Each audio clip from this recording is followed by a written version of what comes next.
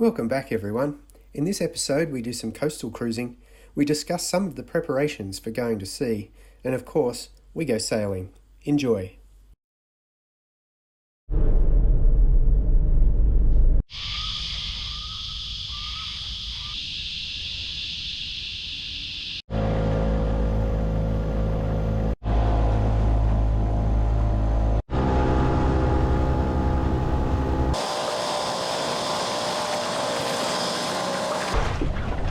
Welcome, thanks for joining us again on Dinghy Cruising with Kingfisher. We're out on trim today, and inspired by the start of the Sydney to Hobart yacht race yesterday, I thought we might reenact that in a smaller scale version. So I've left Broken Bay there behind me. We're going to cruise down the coast of northern Sydney and into the harbour towards Manly today. So sea state's very low compared to our trip to Maitland Bay. The swell is below half a metre. We're expecting 10 to 15 knots, building in the afternoon. That's why I got away early this morning. So come and enjoy a cruise south on the coast of Australia. Cheers.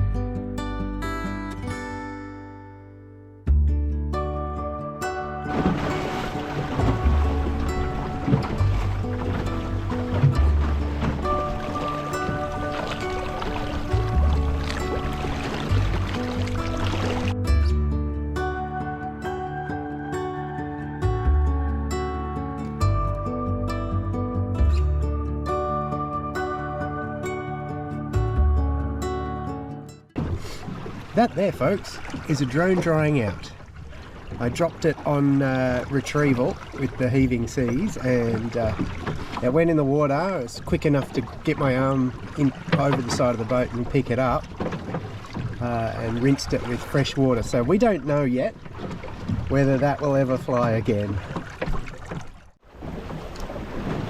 So, heading out to sea, what sort of precautions should you take? Well, as many as you can, I guess. First thing I did was log on with Marine Rescue. I wasn't going to head out here without their knowledge, and it's a very simple process. I just called them on the phone. They do have an app, and you can do it via VHF. They took my details and my trip plan, and I'll log off again when I get to Manly. Other thing I did, of course, is check the weather. So there isn't a big blow until tomorrow, so 10 to 15 knots and seas below half a metre today. Any rocking and rolling is just the wind chop, and it's not bad at all today. What else did I do? I strengthened the boat, put in a second set of stays. Now those of you who are familiar with navigators will note that my side stays are mounted on top of the deck, which is not how they're supposed to be. They're supposed to be connected to chain plates down the side. So I just added that and made my own Dyneema stays. Very easy, cheap to do, and they just connect to stirrups at the top of the mast. A separate set to the original. So I just doubled up the strength there. What else did I do? Oh, the mast float. It's an inflatable mast float that I picked up off eBay. It's quite a resilient material. Hopefully while I'm talking I've found some B-roll footage to show you that up close, because I have been asked about it. So what else have I done?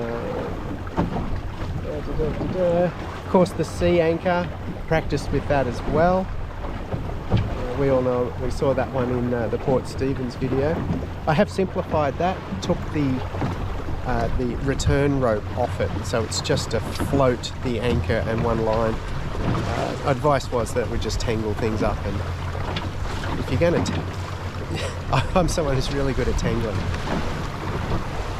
Other than that, just lots of practice, going out and trying it out. This is not something I've done first go, so tried a few things, made sure all the bolts in the rudder and centerboard were all in really good nick, done some sealing work as well. So yeah, don't come out here unless you are ready for it and have a plan B.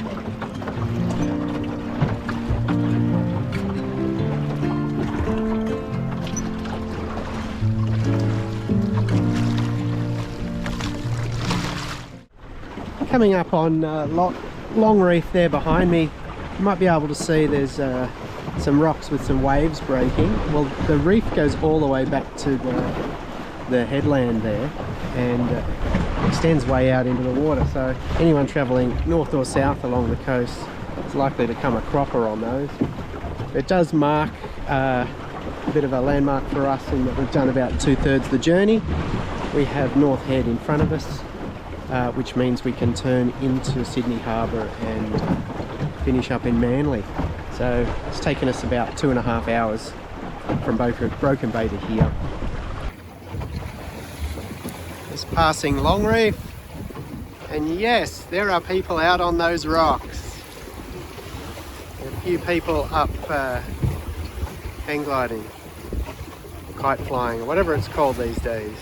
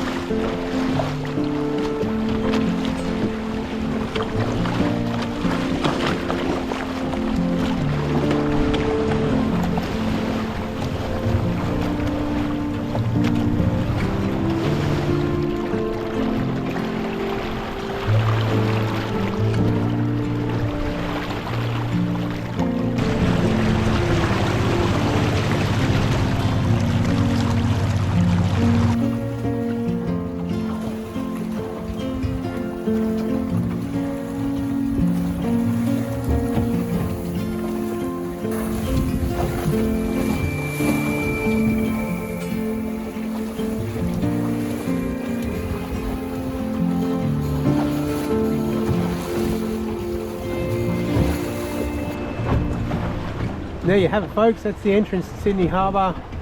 Yesterday you couldn't come down here because the Sydney to Hobart had right of way, and a huge fleet came pouring out of here. So we're going to turn and jibe now to jibe to starboard and head on in.